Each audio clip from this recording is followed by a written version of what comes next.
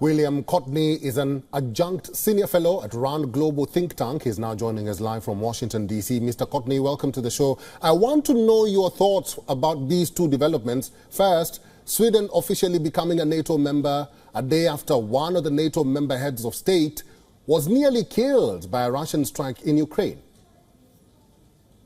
Those are quite separate incidents. What's important about the Swedish and Finnish entry is that neither had wanted to join NATO until Russia launched its full-scale invasion of Ukraine 2 years ago. And then suddenly the mood changed in those countries really quite remarkably. Both countries had cooperated with NATO informally for years, but now they're full-fledged members.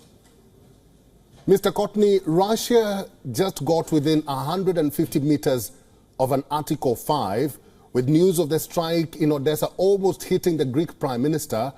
While the strike occurred in Ukraine, which is not a NATO member, social media users noted that it was unclear whether Article 5 could be triggered by a NATO member's presence in a war zone.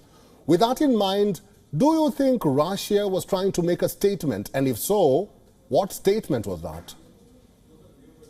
Well, Russia has been pretty often assassinating people that it regards as opponents. So this may not be an Article 5 issue. That's an attack on a country.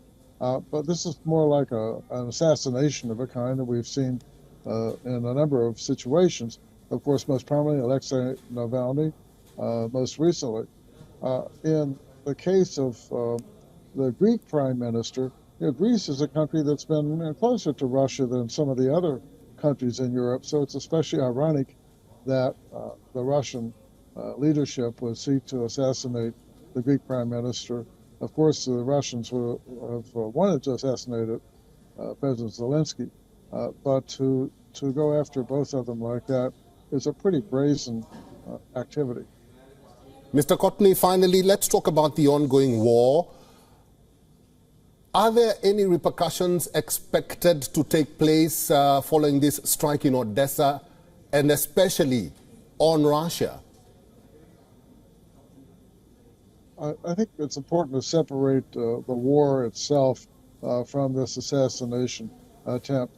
The one aspect of the assassination attempt that one can foresee is that if it had succeeded, and even maybe not succeeded, but certainly if it had succeeded, the Europeans and the U.S.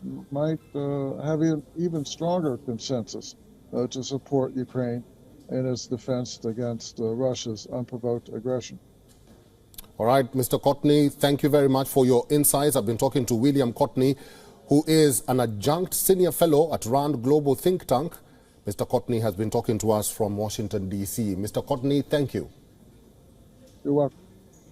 For all the latest news, download the WION app and subscribe to our YouTube channel.